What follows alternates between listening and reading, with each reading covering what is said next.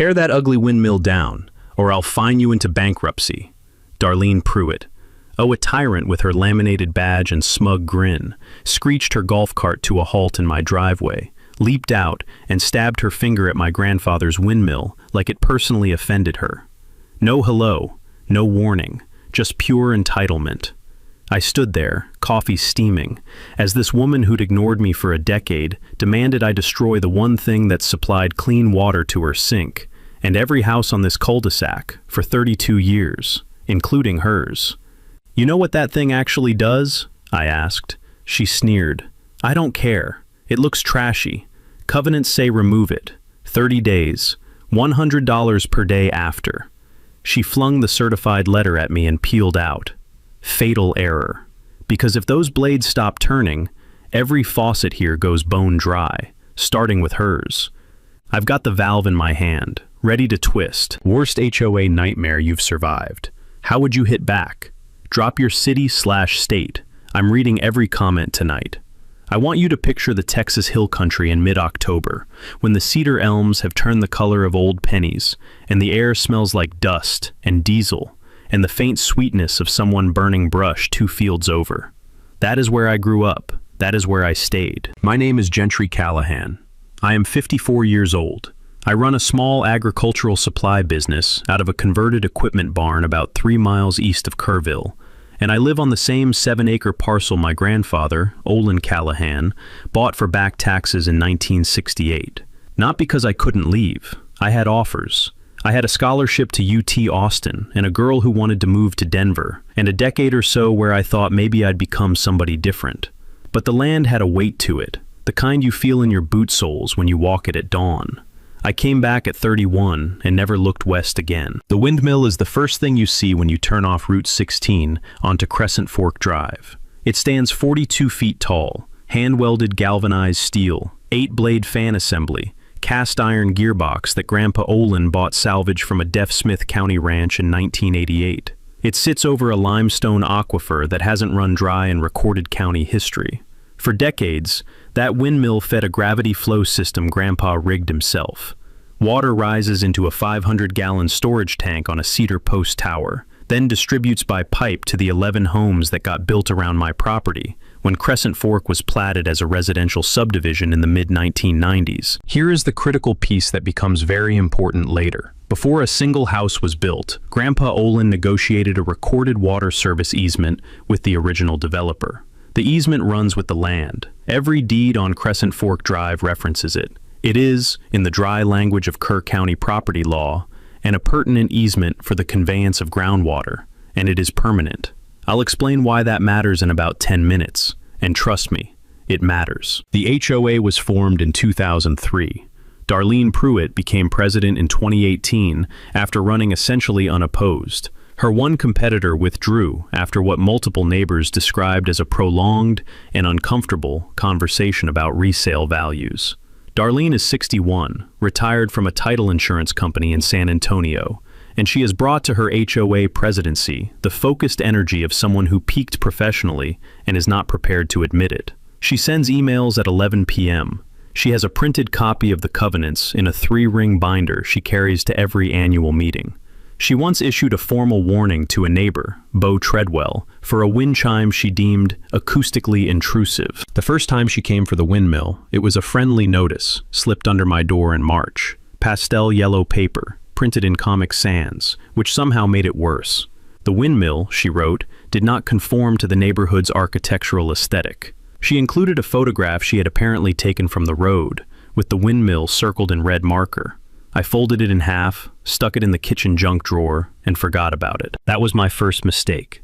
Not taking Darlene Pruitt seriously. By August, the friendly notice had become a certified letter. 30 days. Remove the structure or face fines of $150 per day. I stood at my mailbox in the August heat, the metal hot enough to sting through my work gloves, the kind of dry Texas heat that makes the air shimmer off the asphalt.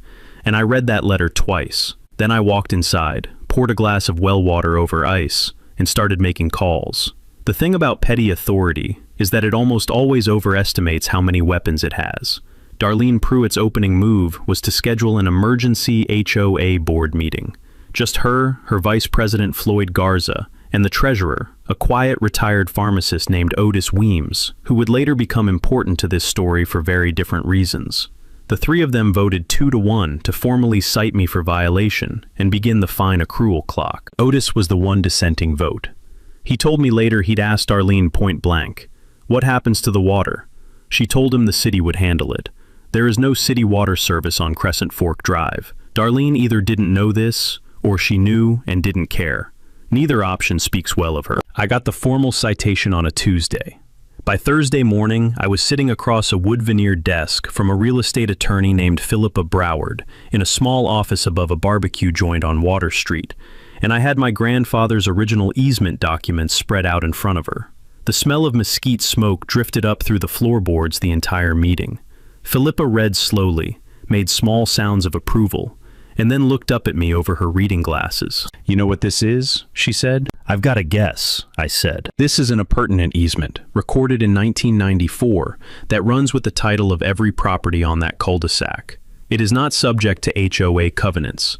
The HOA was formed 9 years after this easement was recorded. They cannot vote to extinguish it. They don't have the legal authority. A homeowners association can regulate paint colors and mailbox heights. It cannot override a real property easement that predates its own existence." She tapped the page. Takeaway.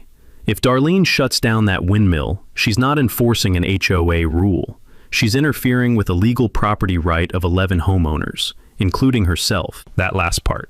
Including herself. I let that settle. Philippa drafted what she called a preservation of rights letter, a formal legal notice I could send to the HOA, putting them on notice of the easement and the legal exposure they were creating by pursuing the citation. It was 3 pages of dense property law language, and it closed with a sentence that, in the polite cadence of legal correspondence, essentially said, "Proceed with fines, and we will see you in Kerr County District Court." I certified mailed it to Darlene, Floyd, and Otis on a Friday afternoon. Darlene's response came 8 days later. She had found her own attorney, a general practice guy in Fredericksburg, who mostly did wills and business incorporations, and had, as near as I could tell, last handled a property rights case sometime during the George W. Bush administration. His letter informed me that the HOA's covenants took precedence, that the easement language was ambiguous, and that I should expect continued citation and fines. Ambiguous. I had the original survey, the original deed language, and 30 years of unbroken use.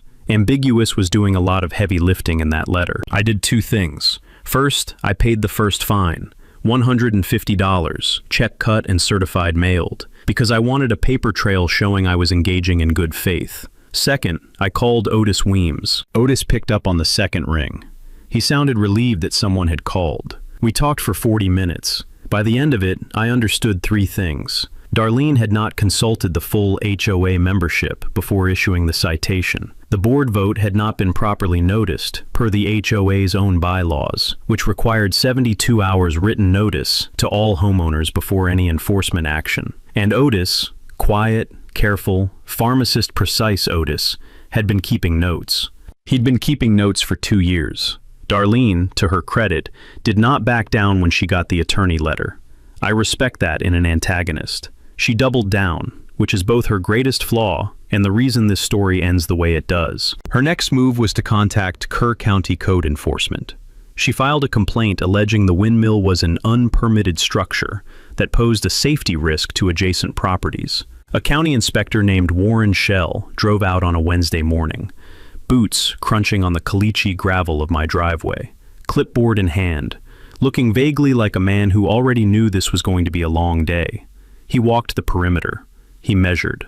He photographed the foundation and the gearbox and the guy wire anchors. He also checked the county records. The windmill had been permitted in 1991. Grandpa Olin had pulled every required permit, structure, water well, distribution system, and they were all on file at the county clerk's office. Warren Shell handed me his card, said, "Looks like everything's in order," and drove away. The inspection took 22 minutes. Darlene's code enforcement gambit, dead on arrival. But here's where it got uglier. The week after the inspection, I started hearing things. Darlene had been talking to neighbors. Specifically, she had been telling people that my well water was unregulated and potentially unsafe, and suggesting that the reason she wanted the windmill removed was actually for their health and protection. She repeated this at the Crescent Fork Drive block party, an event I wasn't invited to, held in the cul-de-sac in front of my own property line. And according to 3 different neighbors who texted me that night, she had said my water tested positive for something. She didn't specify what. She didn't need to. Fear is a lot more portable than facts. I had my water tested the following Monday. I used the Texas Commission on Environmental Quality's certified lab in San Antonio, paid the rush fee, and got results back in 4 days. The water was clean. It met every EPA standard for pH, turbidity, coliform bacteria, nitrates, arsenic, lead, and a dozen other parameters. The lab report was 14 pages long and read like the most boring document ever produced in the state of Texas. It was, however, a very powerful document. I had copies made. I walked those copies to all 11 houses on Crescent Fork Drive, knocked on each door, introduced myself to the people I hadn't spoken to in years, handed them the report, and explained, calmly, clearly, without once mentioning Darlene by name, what the water test showed, how the windmill worked, and what the easement meant for their property rights. The responses varied. Some neighbors were grateful, some were nervous and wanted to talk to their own lawyers. 3 of them, including a retired civil engineer named Harlan Cross, who lived 3 houses down and had, apparently, been quietly furious at Darlene for 18 months about an unrelated fence dispute, told me directly that they were on my side and would show up if I needed witnesses. Harlan Cross pulled me aside on his front porch and said, in the flat, declarative tone of a man who had spent 40 years building things that didn't fall down. She told my wife the windmill was an eyesore. My wife asked her who decides what's an eyesore. Darlene said, and I'm quoting here, "I do." He let that hang in the air between us for a second. I've got documentation of 6 procedural violations in her conduct since 2021, Harlan said. I've just been waiting for the right moment. The right moment was coming. I just didn't know how fast. By October, Darlene had accumulated 120 days of fines on paper, $18,000 she had no legal mechanism to actually collect, but the number looked impressive in the letter she sent to all Crescent Fork homeowners calling for a special vote. The agenda item: amend the HOA covenants to formally prohibit agricultural-grade water infrastructure in the subdivision, and authorize the board to pursue legal action to enforce the windmill removal. This was actually a clever move, in a narrow, legally myopic sort of way. She was trying to create new covenant language specifically designed to address the windmill, which might give her attorney something to argue in court. She needed a 2/3 supermajority of all homeowners to amend the covenants. There were 22 lots on Crescent Fork Drive. She needed 15 votes. I attended that meeting. It was held on a Tuesday night in the garage of Floyd Garza's house, which smelled like motor oil and old carpet, and had one of those hanging fluorescent lights that buzzes at a frequency that lives behind your eyes. 14 people showed up in folding chairs. Darlene stood at a whiteboard with her 3-ring binder and presented her case with the polished confidence of someone who had rehearsed it. She talked about aesthetics. She talked about property values. She said the windmill was a remnant of a prior land use that was incompatible with a modern residential community. She did not talk about water, which was interesting because water was the only thing that mattered. Then I stood up. I had 3 minutes of floor time under HOA bylaws. I used every second. I explained the easement. I explained what would happen to water service if the windmill came down, specifically that there was no backup plan, no municipal connection, and no realistic path to one given the cost of running a water line 3 miles from the nearest city main. I passed around copies of the TCEQ lab report.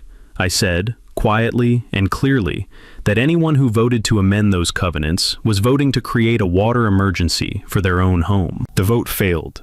Darlene got 9. She needed 15. She did not take it gracefully. In the parking area afterward, I heard her tell Floyd that she would find another way.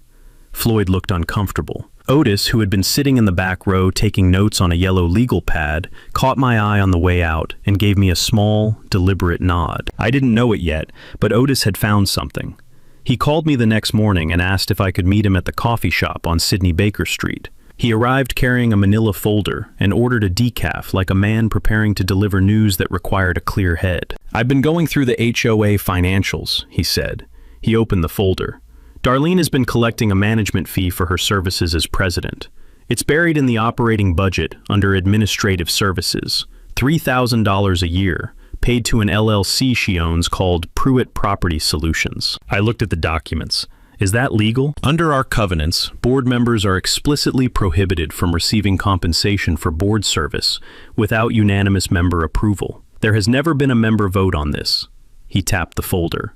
She's been paying herself for 4 years, $12,000. That's self-dealing, I said. At minimum, Otis said carefully. Philippa Broward would use a stronger word. I called Philippa that afternoon.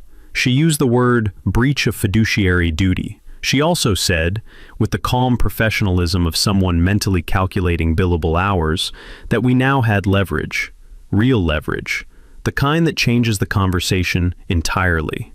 Here's where the story turns. Up to this point, I'd been playing defense, responding to citations, getting legal opinions, knocking on doors, attending meetings, keeping records. I was fighting on ground Darlene had chosen. Now the ground was shifting, and it was shifting because Otis Weems had been doing something that I think should be recognized as a genuine act of civic courage. For 2 years, quietly, without telling anyone except his wife, he had been building a file. The file contained the self-dealing payments, but it also contained something else. Otis had pulled the original HOA formation documents from the county clerk, documents that Darlene apparently believed nobody would ever read, and he had found a clause that was, to put it plainly, a bombshell. The HOA's own formation documents, drafted in 2003 by the original developer before he sold the last lots and walked away, contained a provision in Article 7, Section 3. The Homeowners Association was explicitly prohibited from taking any action that would interfere with the water service easement recorded in Instrument Number 1994-004782 in the Kerr County Real Property Records. The original developer, apparently a cautious man, had made the easement protection part of the HOA's own governing structure. Darlene had been trying to use the HOA to attack an easement that the HOA's own founding documents protected. She either never read Article 7, Philippa told me when I brought her the documents, or she read it and gambled that you hadn't. Which is worse? I asked. Philippa gave me a look that answered the question without words. This meant we now had 2 distinct legal issues on the table.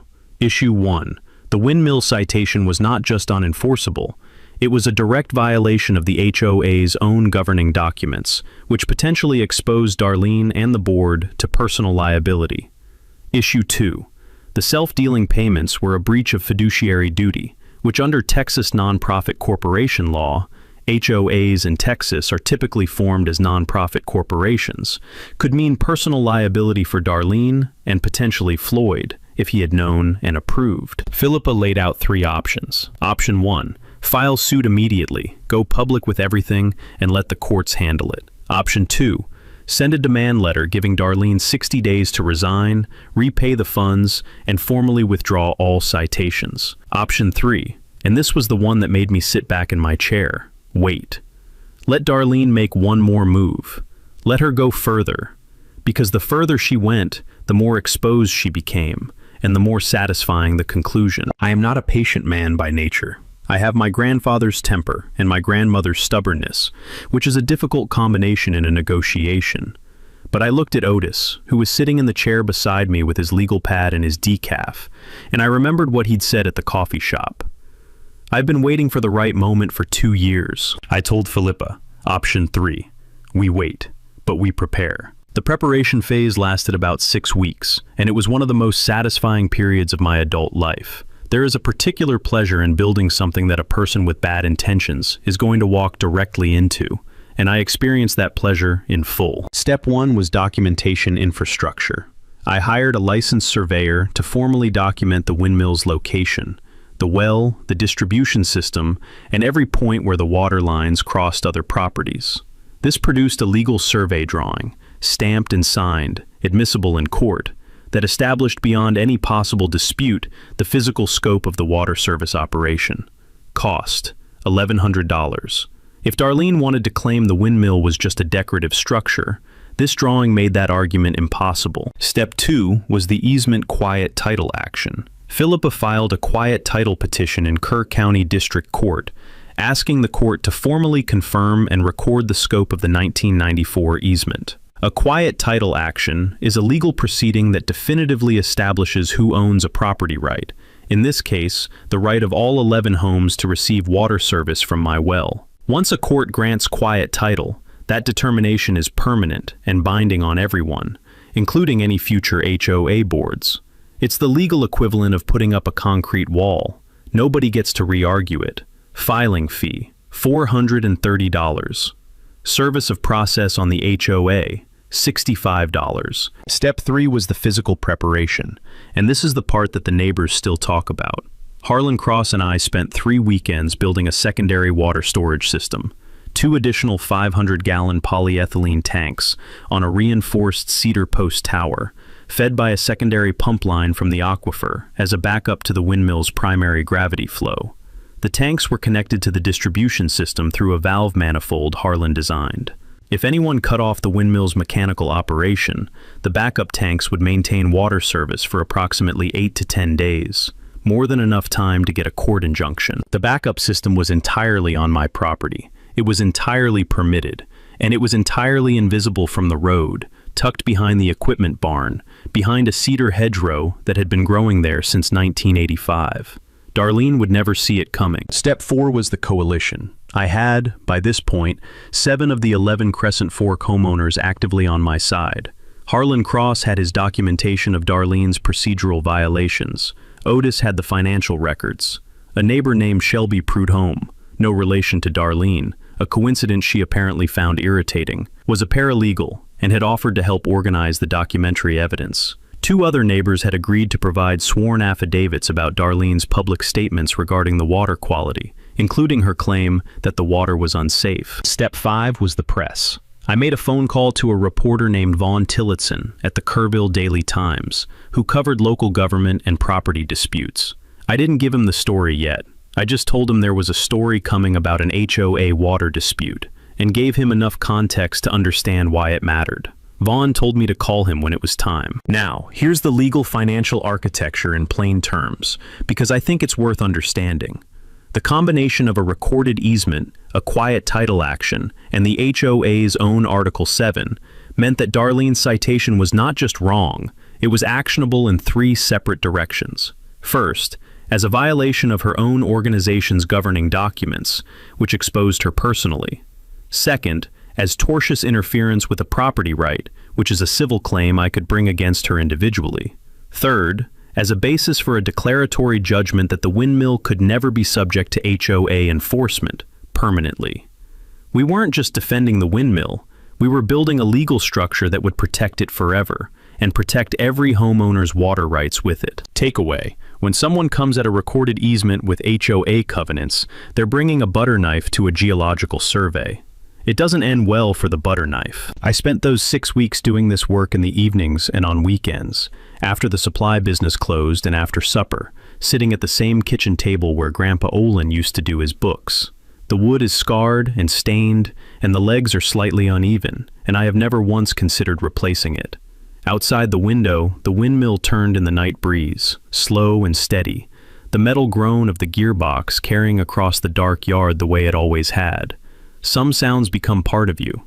That one's been part of me since I was 4 years old. Darlene made her first major mistake in early November. She hired someone.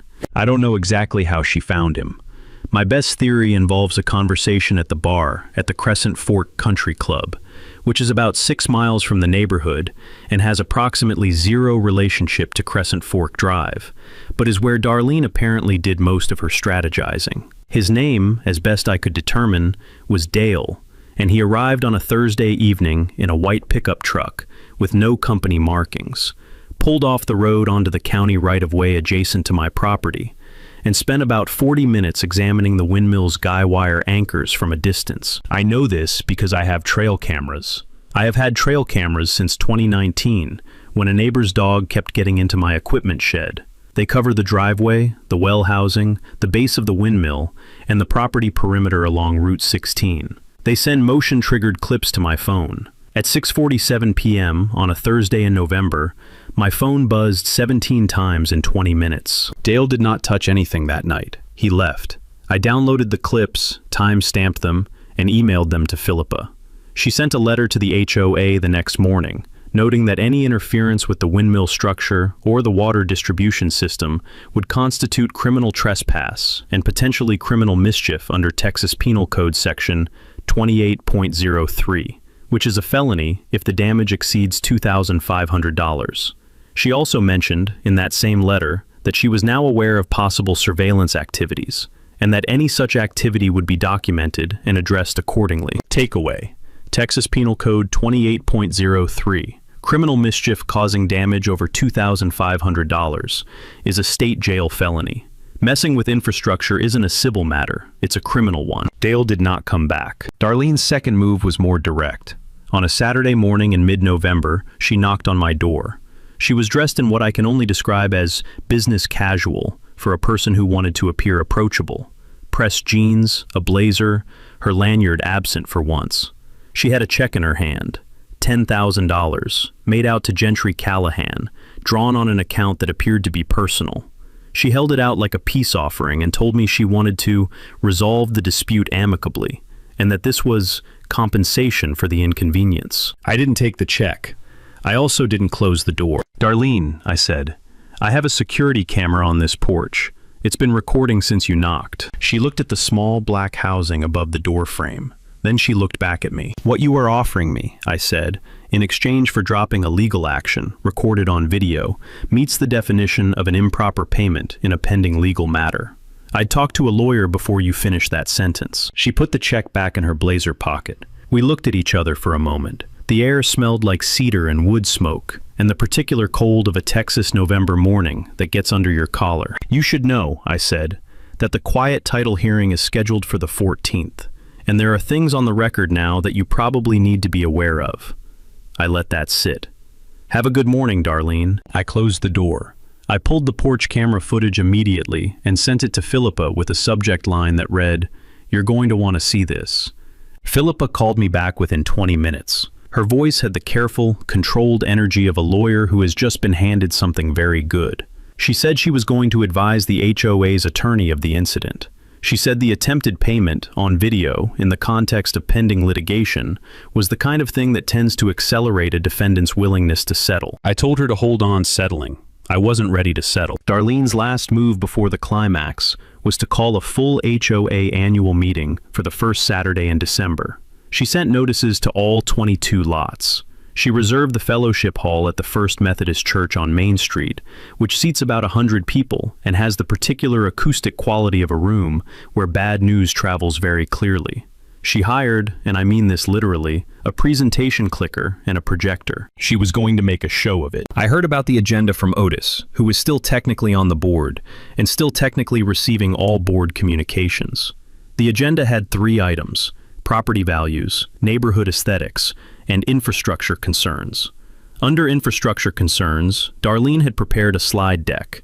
I would learn later it was 14 slides, arguing that the windmill was a safety hazard, that the water system was unregulated, and that the neighborhood should vote to formally request county intervention to force the windmill's removal. She had apparently decided that if she couldn't get the HOA to act, she would try to generate enough public pressure to get the county to act. It was not a bad strategy, except for the fact that the county had already inspected the structure and found 0 violations, and that the TCEQ water test results existed, and that the quiet title hearing was 13 days away. I came to that meeting prepared. I came with Harlan Cross, Shelby Prudhomme, Otis, and 4 other neighbors.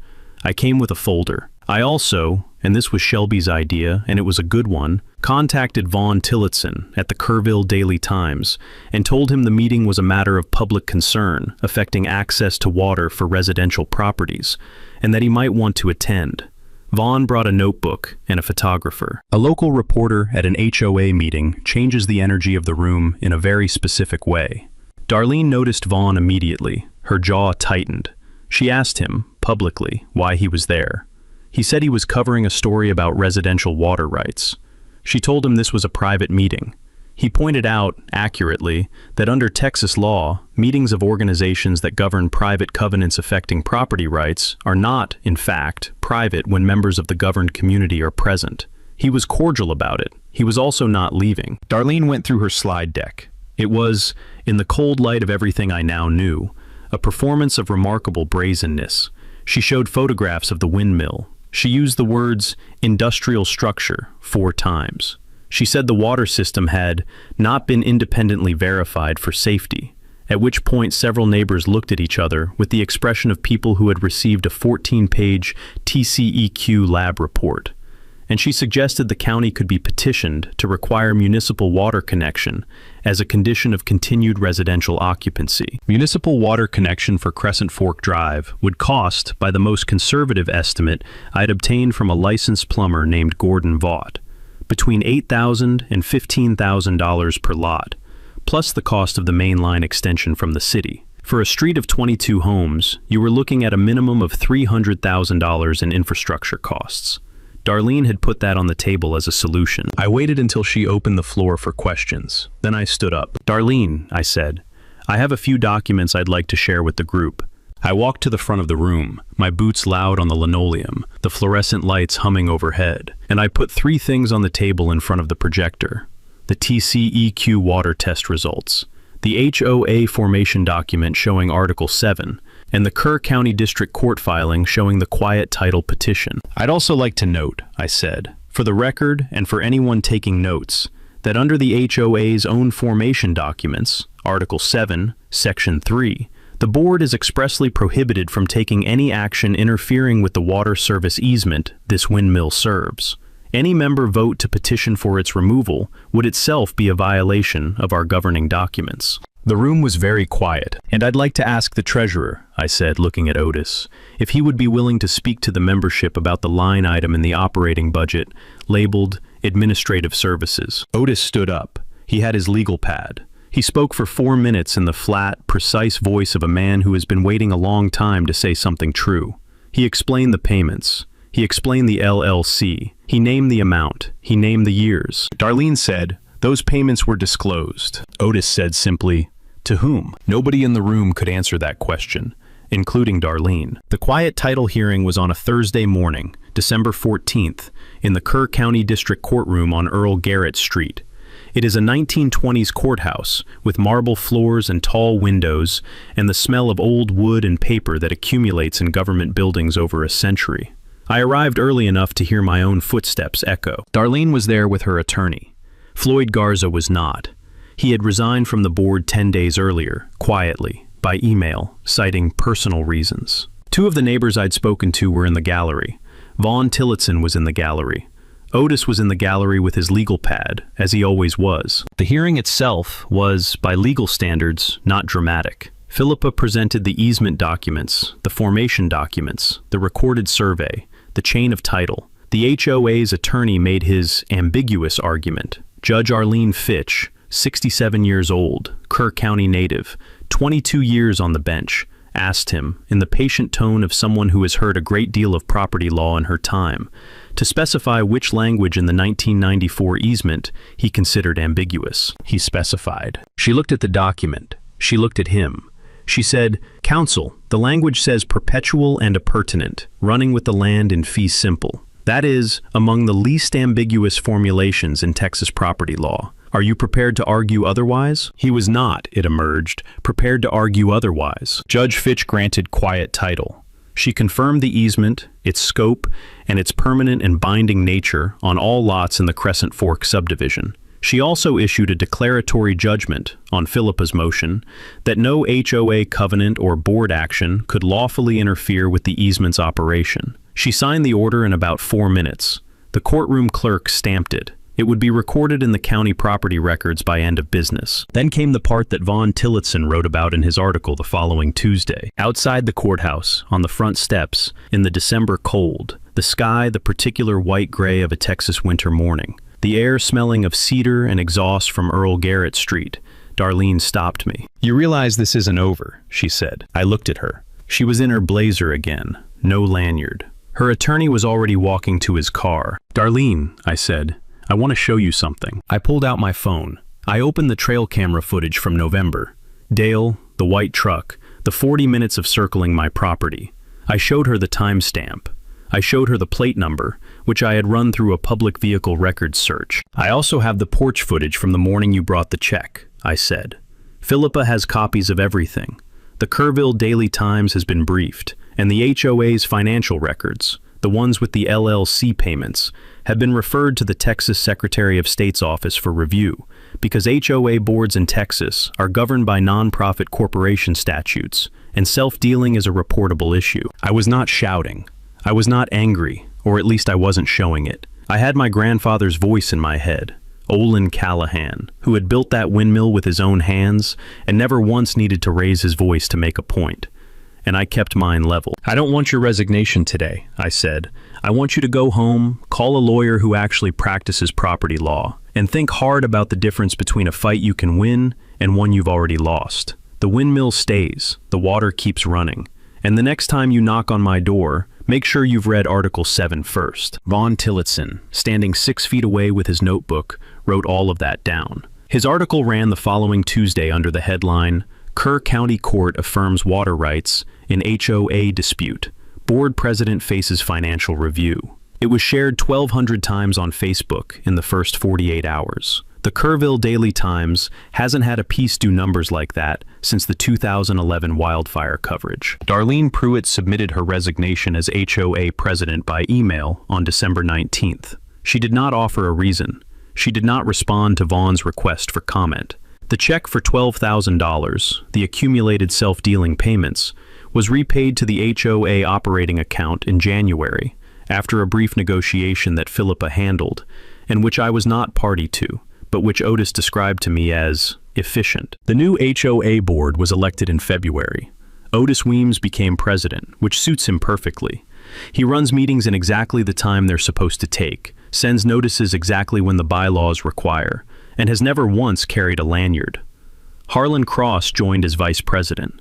Shelby Prudhomme, who had helped organize all the documentation, became treasurer and implemented an actual financial oversight process, including annual independent review of the HOA accounts. The windmill is still turning. The aquifer is still full. The water still runs to all 11 houses on Crescent Fork Drive, cold and clean and tasting of limestone the way good Texas water does. In the spring, the neighborhood held a block party.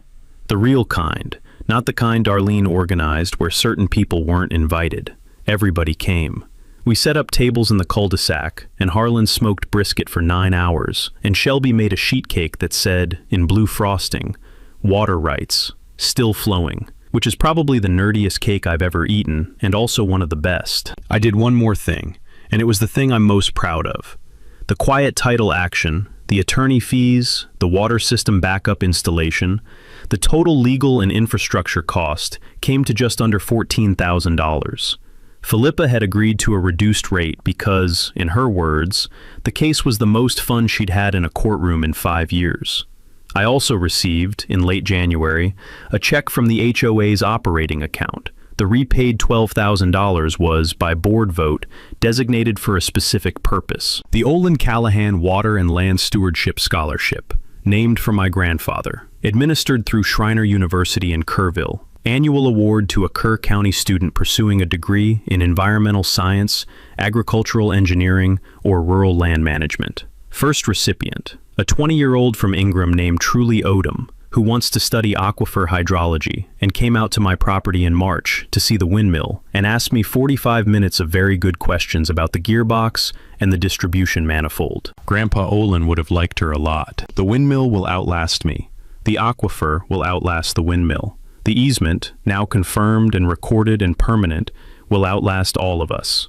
Darlene Pruitt is, as far as I know, living in the same house on Crescent Fork Drive that she has always lived in, receiving the same well water she always has, from the same windmill she spent 2 years trying to destroy. I see her car in the driveway sometimes. We do not wave. That's all right. Not every story ends with forgiveness. Some of them end with water flowing, a scholarship funded, and a gearbox turning in the hill country wind the way it has for 32 years and counting. I'll take that ending. So that's how it ended. Pamelia's Volvo, gone. A padlock on the gate she never saw coming, and the 31 acres of Virginia farm protected forever. because one man refused to sign a $38,000 check and walk away.